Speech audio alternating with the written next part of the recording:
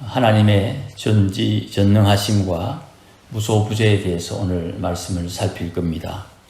먼저 하나님의 성품 세 가지 제가 계속 강조해 드립니다. 거룩하신 하나님, 사랑의 하나님, 동일하신 하나님, 그렇게 말씀을 드렸습니다.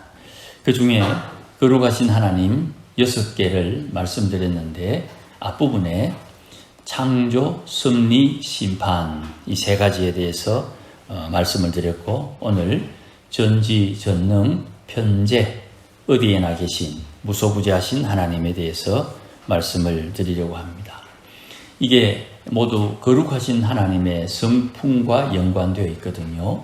그래서 거룩함이라는 것을 우리가 예전에 생각했던 것처럼 신령한 어떤 것, 영적인 것, 영의 세계, 또 천국, 이런 것으로 단정 지어서 오해하지 말고, 하나님께서 우리 각자에게 하나님의 말씀을 통해서 알려주시는 하나님의 실체를 우리가 느낄 수 있어야 됩니다. 이 거룩함의 개념을 우리가 가져야 됩니다. 이것이 이제 좀 어려운 말이니까 구체적으로 거룩이라고 이야기할 때 그 느낌을 우리 각자가 가지고 있어야 됩니다. 이 거룩함의 느낌, 이 깨달음 혹은 이 개념이 내 인생에 일어나는 모든 일들을 해석하고 이해하고, 심지어는 이 일을 통해서 하나님께서 원하시는 것이 무엇인가를 깨달을 수 있고, 내가 지금 여기서 해야 할 사역, 일, 사명이 무엇인지 하나님께서 나에게만 알려주시는 은혜를 발견할 수가 있습니다. 그 중에 오늘은 전지전능하신 분 하나님, 그분은 거룩하신 분이다. 뒤집어서 거룩하신 하나님은 전지전능, 모든 것을 아시고 모든 것을 하실 수 있는 분이다. 이것을 우리가 좀 살필 것입니다. 이것은 뭐든지 다 아시는 분이기 때문에 내게 필요한 것을 알고 내게 필요한 모든 것을 공급해 주실 수 있다 하는 것으로 오해하는 분들이 의외로 많이 있습니다. 전지전능이라는 것이 내게 필요한 걸 알고 그것을 공급해 주시는 분, 이렇게 오해를 한다 이 말입니다. 왜냐하면 하나님께서는 일을 하실 때에 하나님의 언약, 약속을 먼저 제시해 주시고 그 약속을 중심으로 약속을 따라 하나님께서 일하십니다. 그러니 내가 필요하다고 해도 하나님의 약속에 어긋나면 하나님은 공급하지 않는 거예요. 왜 하나님 나는 안 주고 쟤는 줍니까? 하나님의 약속이 있느냐 없느냐에 따른 차이란 말입니다. 두 아들이 있습니다. 이 두 아들이 하나님 앞에 예배를 드려요. 예배를 드렸더니 누구는 하나님께서 그 재물을 받으시고 누구는 그 재물을 받지 않았다 이 말이죠. 그랬더니 하나님 왜 내 재물을 받지 않습니까? 그렇게 항변을 할 때 하나님께서 말씀합니다. 죄가 네가 들어오고 나가는 문 앞에 호랑이처럼 웅크리고 있다. 너는 그 죄를 다스리라. 죄를 다스릴 수 있는 힘이 없는데, 능력이 없는데, 죄를 다스릴 수 있는 권세가 없으니 그는 죄의 종이 되는 거예요. 그래서 죄의 종이 된 그가 동생을 죽였다. 하나님을 알고 하나님과 소통할 수 있는 일을 하나님을 모르고 하나님과 소통하지 못하는 이가 죽였다. 그래서 성경은 말합니다. 언제나 약속이 없는 이가 약속 있는 이를 구박하고 핍박했다. 그렇게 말씀합니다. 그게 이제 아브라함의 아들 이삭이 희롱당하는 장면이고, 거기에서 사라는 그 계집종의 아이를 내치게 하는 것입니다. 내쳐야 되는 이유는 약속이 없었기 때문에. 하나님의 약속을 알고 그 약속을 중심으로 하나님 앞에 필요한 것이 있는 그에게는 무슨 수를 써서라도 하나님은 공급해 주시는 거예요. 그러니 하나님 나에게 주옵소서, 하나님 내게 주실 것이다 하는 것은 사실은 별로 중요한 게 아니고, 내가 하나님의 약속을 알고 그 약속을 믿고 그 약속을 따라 사느냐, 이게 신앙의 중요한 부분이 되는 것이고, 이것을 약속 없는 사람과 약속 있는 사람, 이것과 저것을 구별하는 거룩함이 되는 것이, 이게 하나님께서 일하시는 방법입니다. 하나님의 말씀은 하나님의 기록된 약속, 옛날에 하신 약속, 옛 언약, 구약, 다시 하신 약속, 새 약속, 신약.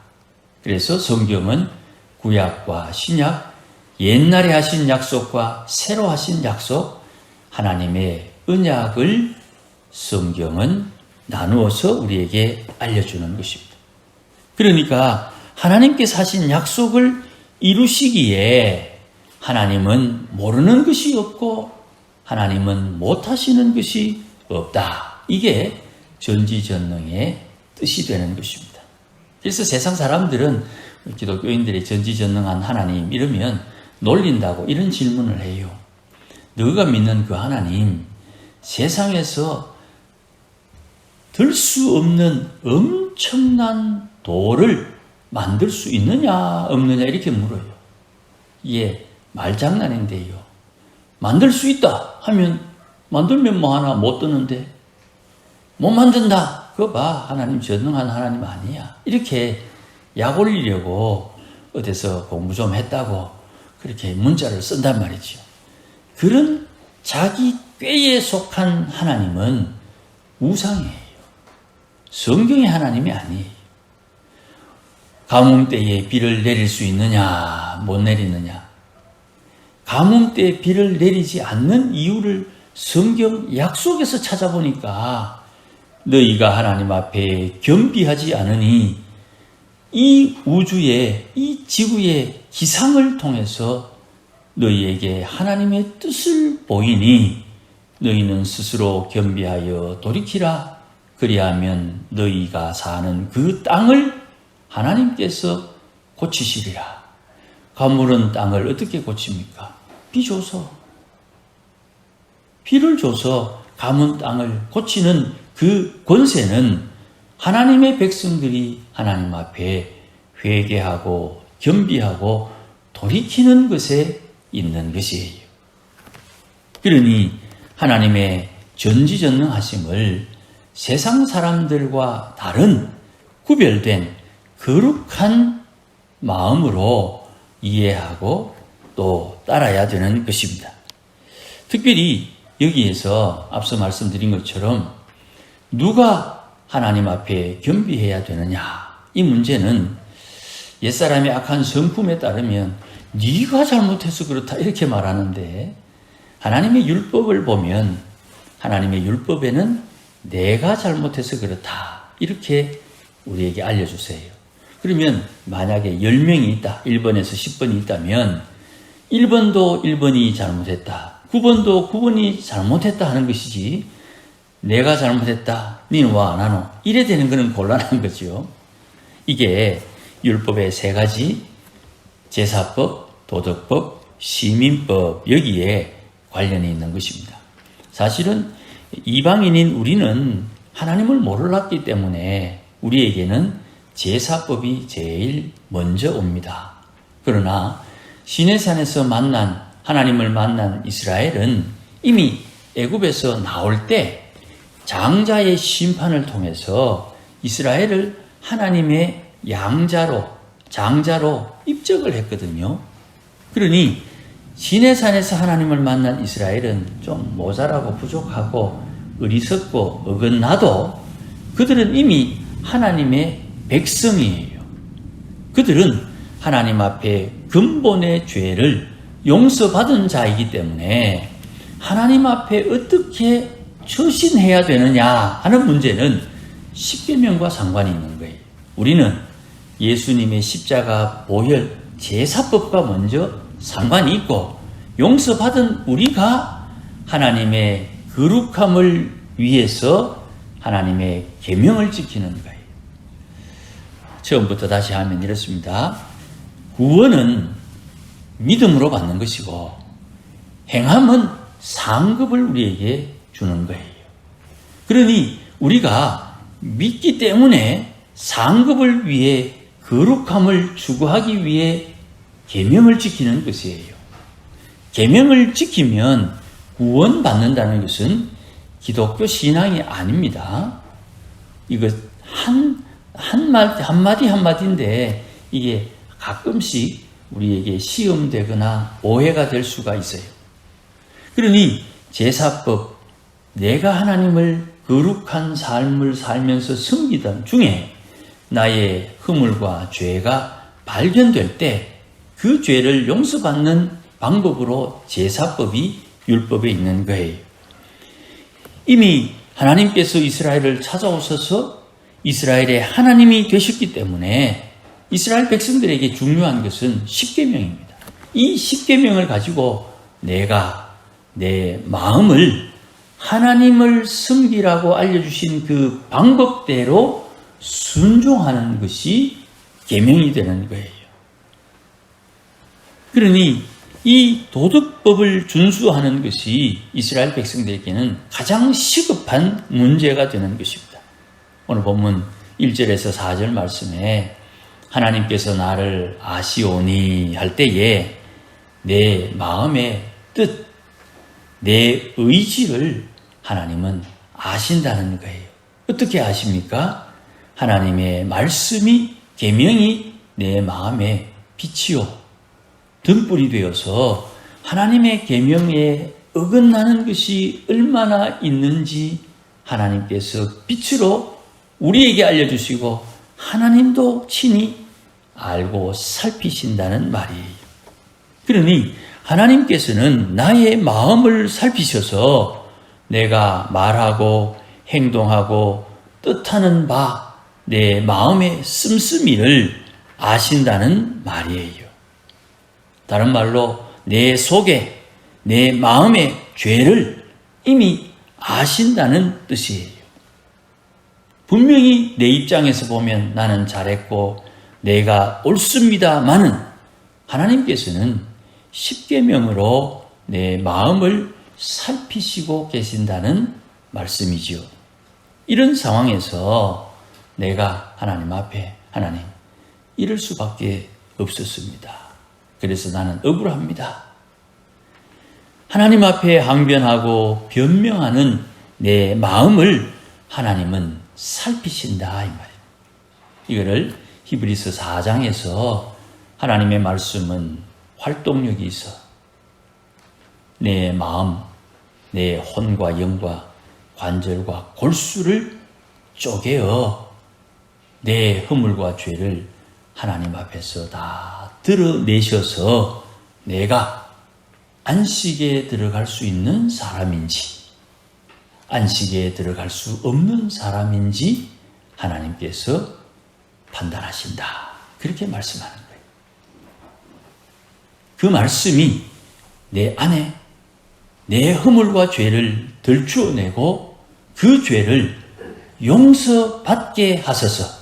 하나님, 기도하는 중에, 말씀을 보는 중에, 찬송하는 중에, 누군가 대화하는 중에 내 허물을 발견했으니 주님 용서해 주이소 하는 그 고백으로 하나님 앞에 용서받아 막힌 것이 허물어지고 방해하는 방해꾼이 사라지게 하는 원색적인 은혜를 우리에게 제공해 주시는데 우리가 하나님을 어떻게 알아야 되는지 이게 꼬여가지고 말입니다. 하나님의 말씀으로 내게 허물을 들추어낼 때 하나님 앞에 반항하고 변명하고 하나님 앞에 우리의 마음이 삐뚤어지게 되는 이런 상황을 맞이하게 된다 이 말이에요. 다윗은 하나님께서 언제든지 너에게 이것은 너의 허물이다 할 때 정직하게 그 말씀에 부복해서 무릎을 꿇고 하나님, 내 허물입니다. 내 죄입니다. 나는 죄인입니다. 하고 고백했던 사람이지. 그래서 다윗은 정직한 자에게 은혜가 있다 할 때에 그 정직은 하나님께서 내게 죄를 지적할 때 맞네요. 맞고요. 하나님 어쩔까요? 용서해 주이소 하는 이 고백이 다윗의 성품에 자연스러웠다 이런 표현이에요. 그러니 나는 나의 허물을 인정하지 못해도 하나님은 아시기에 주께서 나의 허물을 지적하실 때에 하나님 앞에 겸손해질 수밖에 없겠지요. 회개할 수밖에 없겠지요. 이런 자세를 하나님 앞에 가진다 하는 마음으로 하나님은 나의 모든 것을 압니다. 이렇게 표현하는 거예요. 마찬가지입니다. 하나님 어디에나 계십니다. 편재라고 말하는데 하나님은 어디에나 계십니다 할 때에 어디에나 계신 그 하나님이 내가 어디에 가도 하나님께서 내 허물과 죄를 알고 계신다는 뜻이에요. 내가 어디에 숨어도 거기에 하나님이 나와 함께 하셔서 나를 구원하기 위해서 회개할 수 있도록 너의 죄가 이것이다는 것을 깨우쳐 주는 거예요. 자, 그 말씀이 오늘 8절 말씀에 이렇게 표현되어 있습니다. 8절 제가 한번 읽습니다. 내가 하늘에 올라갈지라도 거기 계시며 할렐루야 스올에 내 자리를 펼지라도 이 스올이 지옥이지요.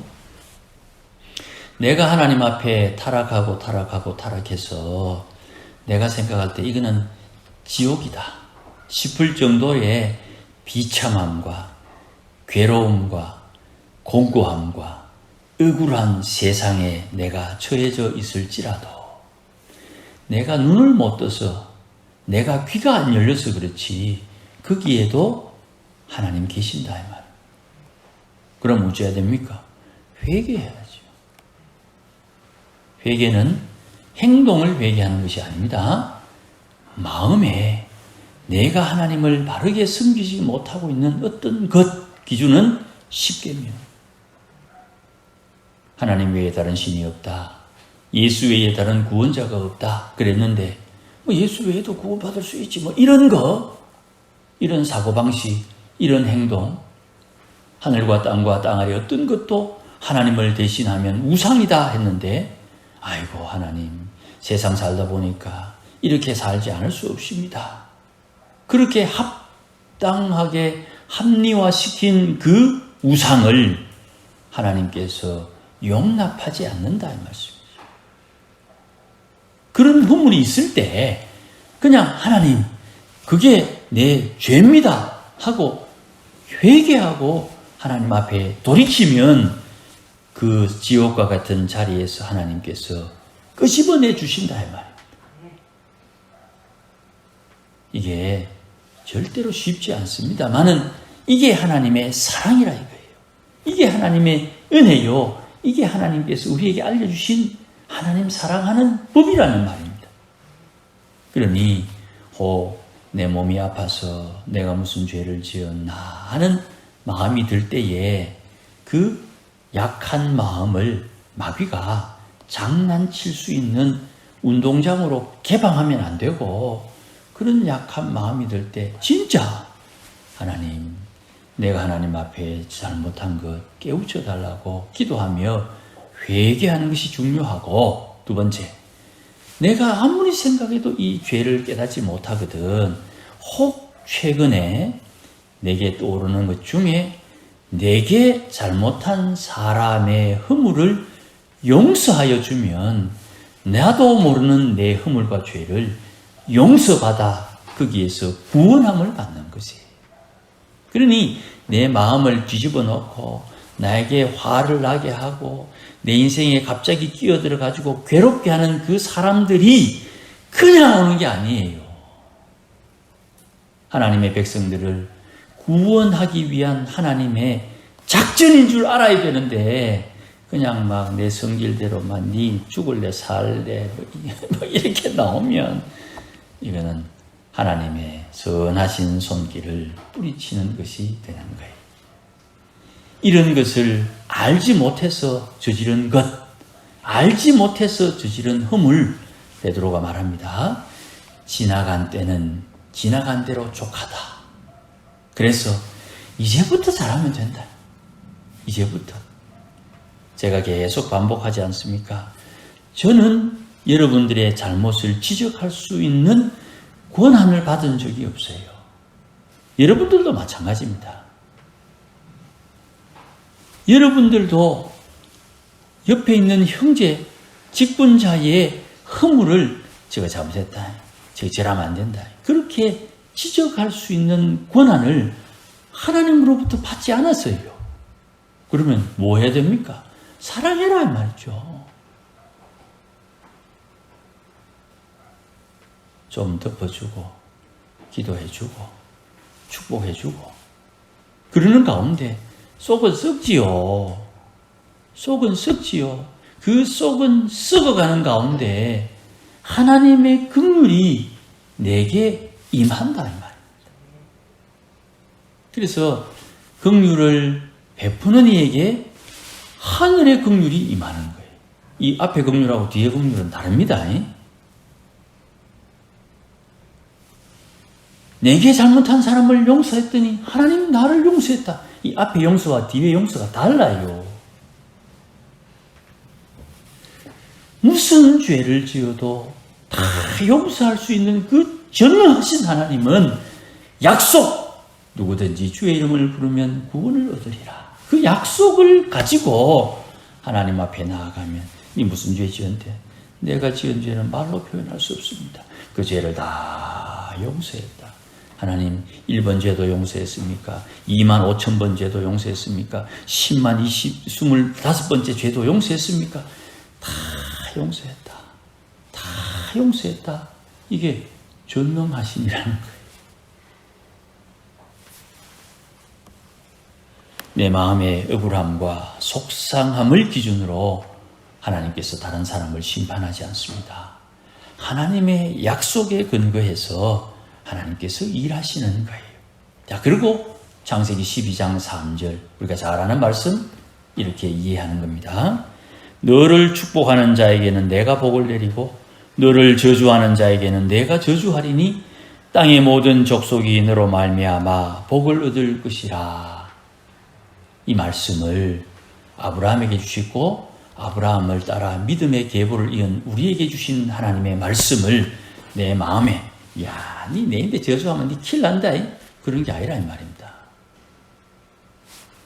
나는 이 약속의 말씀을 붙들고 살면 누군가 나를 축복하면 그가 복을 받고 나도 복을 받고 누군가 나를 저주하면 그는 저주받고 나는 복을 받고 그것은 내가 잘났어가 아니고 내 마음에 속상했기 때문에 제가 저주받는 게 아니고 하나님의 약속을 붙들고 있는 이는 누구든지 저주를 하든 축복을 하든 복을 받고 축복한 사람은 지가 축복받고 저주한 사람은 지가 저주받는 거예요.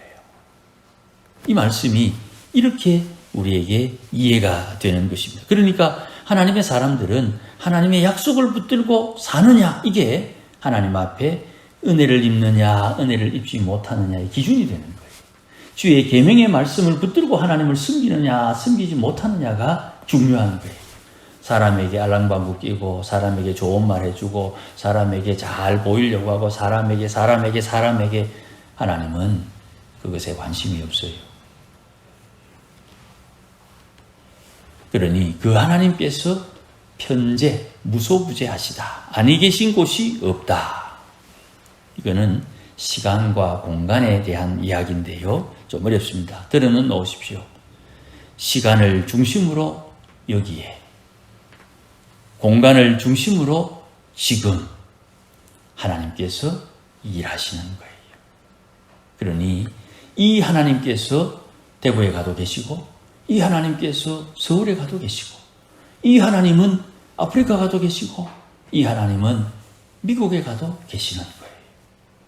그 하나님과 동행함으로 하나님의 거룩함을 경험하는 하나님의 사람, 그가 하나님의 자녀다 이 말입니다.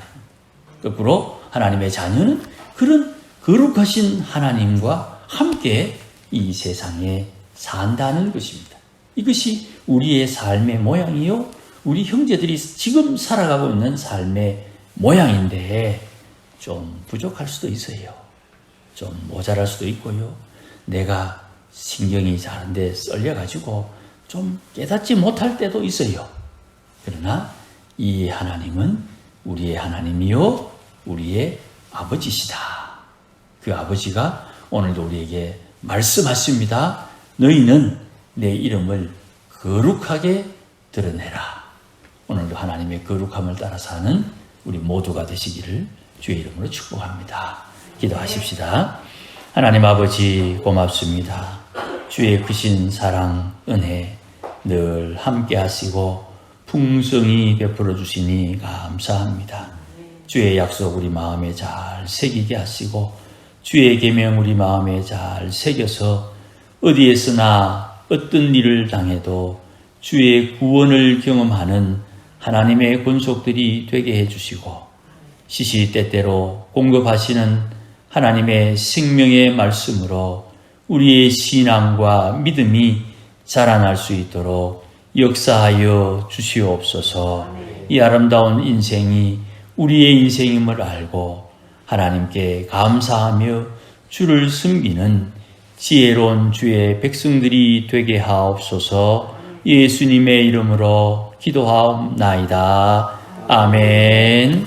이제는 우리 주 예수 그리스도의 크신 은혜와 만극하신 하나님의 사랑과 성령님의 충만하심과 보호하심과 역사하심이 오늘도 주의 계명을 따라 마음에 새겨 하나님을 사랑하며 주를 섬기기를 다짐하는 모든 믿음의 권속들 심령 위에 어디에나 계신 하나님께서 오늘도 약속을 따라 전지전능하신 하나님의 능력으로 구원하시며 사랑해 주심을 누리기 원하는 믿음의 권속들 심령 위에 가정 위에 일터 위에 자녀들 위에 기도하는 기도의 제목들과 우리 교회 위에 이제로 영원토록 함께 계실지어다.